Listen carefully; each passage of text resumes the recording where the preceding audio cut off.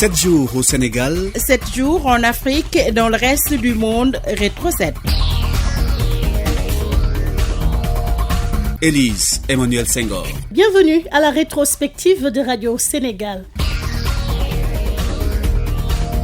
Ces mesures d'urgence pour lutter contre la vie chère, le président de la République prend le problème à bras-le-corps face aux différents acteurs. Macky Sall a cette semaine montré toute sa volonté d'améliorer le pouvoir d'achat des Sénégalais. Les conclusions des concertations au Palais de la République lundi dernier dans ce compte rendu signé Dominique Kama. Avec ces 17 mesures, le président de la République veut encore plus atténuer la cherté de la vie chez les ménages.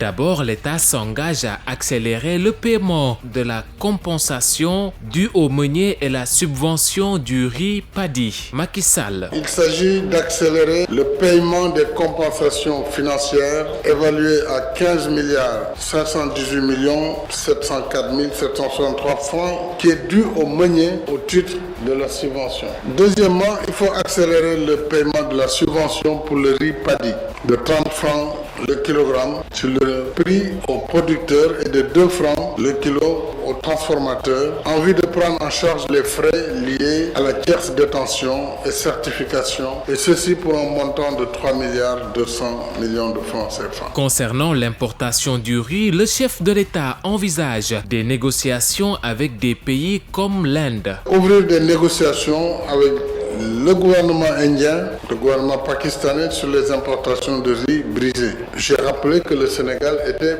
exportateur d'acide phosphorique qui permet à l'Inde de faire son engrais. Donc on ne peut pas être dans le régime commun en tant que fournisseur.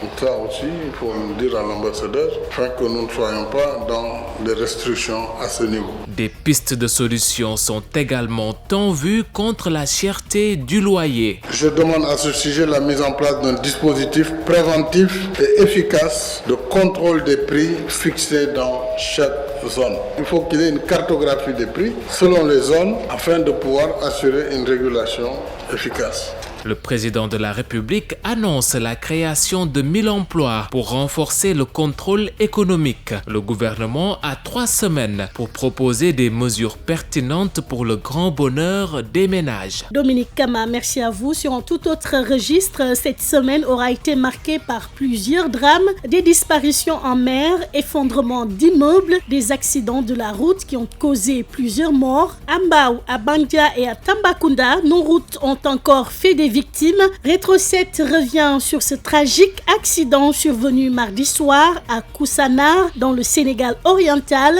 À Soumana Sadio, cette collision entre un bus et une voiture 7 places a fait 9 morts. 9 corps sans vie, dont ceux de 2 enfants, c'est le lourd bilan d'une collision entre un véhicule 7 places immatriculé KL 8785A et un bus de transport dénommé TMDS Tour.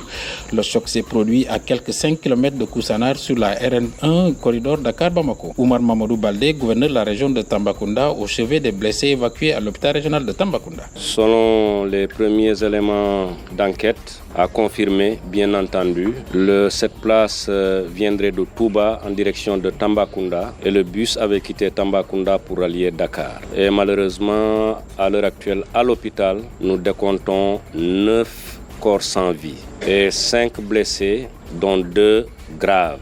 Le bilan a été très lourd du côté du véhicule de transport 7 places, puisque sur les 7 passagers et conducteurs, nous avons 7 personnes décédées. Les 2 autres, c'était des enfants qui étaient avec leur maman. Il semble que l'un des enfants avait 1 an et l'autre des enfants avait 4 ans.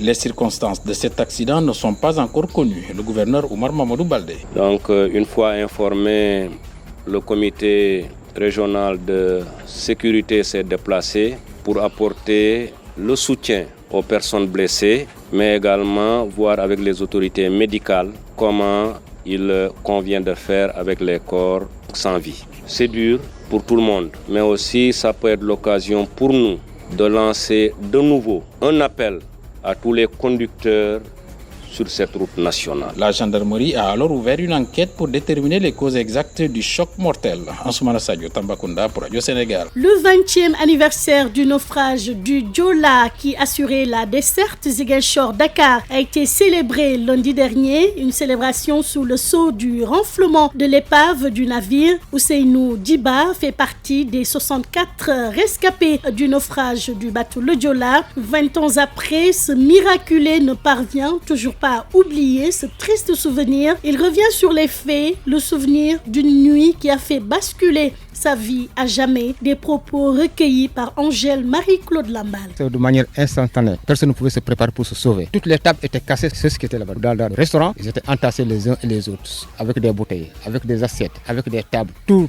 un mélange. L'image là n'est pas jolie à voir. J'ai constaté que l'eau entre. Subitement, il y a eu coupure d'électricité, donc c'était l'ombre totale. Je me suis dit que je vais ouvrir les boulots pour qu'il y ait un peu d'éclairage. Quand j'ai ouvert les boulots, l'eau a continué à entrer par là avec plus de force encore. Je suis sorti. Puis, comme je connaissais bien le bateau, je n'ai pas eu de difficulté pour décrocher les vis et ouvrir le hublot. Personne ne pouvait sortir. C'était rapide et tout ce beau monde qui était en haut, le bateau les a enfoncés au fin fond de l'eau parce que le bateau va partir avec eux. Maintenant, moi, j'ai su que le bateau s'est renversé réellement quand j'ai réussi à remonter à la surface. Avec les éclairs, j'ai pu voir le bateau. C'est à ce moment que j'ai réalisé vraiment ce qui vient de nous arriver. Quand je suis sorti de l'eau, il se trouve que j'ai trouvé là-bas beaucoup de monde à la surface de l'eau en train de nager. Et la plupart ne savaient pas nager. Et c'était le sauve qui peut. Chacun voudrait voir la vie sauve en s'accrochant sur l'autre. Et c'est là où beaucoup malheureusement sont entrepris. Depuis l'accident jusqu'à présent, tout cri, tout bruit m'effraie. Je suis effrayé à tout moment. Les cris, les assiettes qui tombaient d'un seul coup, les bouteilles, tout ça, alors ça reste dans la tête jusqu'à présent. Oui, et ça, je ne sais pas comment faire pour guérir ça. Et on n'avait pas encore fini de commémorer les 20 ans du naufrage du bateau le Joola et cet autre drame dans nos eaux. Une pirogue qui avait à son bord une centaine de jeunes a chaviré mardi dernier au large de l'île de Kachouane dans le département de Oussouye. Le bilan est lourd, 3 morts. Le récit de Yaya Bodjan, notre correspondant à Oussouye. Triste fin de vacances pour la jeunesse de Etama dans la commune de Djembereng, département de Oussouye. En effet, la pirogue transportant une équipe de lutte ainsi que les supporters en direction de Hitou dans la commune de Kafountine a chaviré. Le bilan est très lourd. 2 morts et un porté disparu. Ce matin, on nous signale la découverte d'un autre corps et il s'agit d'une femme non encore identifiée selon une source concordante.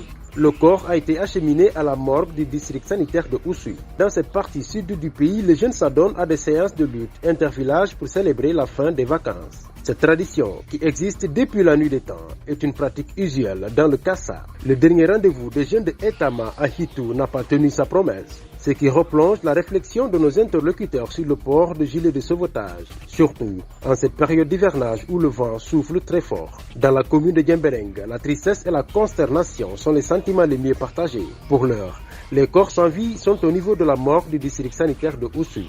D'où vous a parlé Yaya Bodjan pour Radio Sénégal. Rétro 7. Et sur l'international, l'histoire se répète au Burkina Faso. Le pays a été secoué ce vendredi par un second coup d'État en l'espace de 8 mois. Après une journée d'incertitude à Ouagadougou, une quinzaine de soldats ont annoncé sur le plateau de la radio-télévision nationale que le lieutenant-colonel Paul-Henri Sandawogo Damiba était démis de ses fonctions de président de la transition. Les militaires putschistes ont également proclamé la dissolution du gouvernement et de la constitution ainsi que la fermeture des frontières du pays jusqu'à nouvel ordre. Le nouvel homme fort du pays, désigné président du MPSR, est désormais le capitaine Ibrahim Traoré.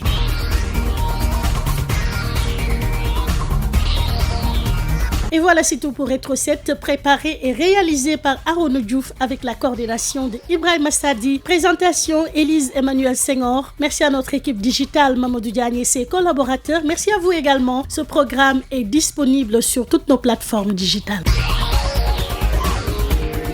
Rétro 7, l'essentiel de l'actualité de la semaine avec la rédaction de Radio Sénégal.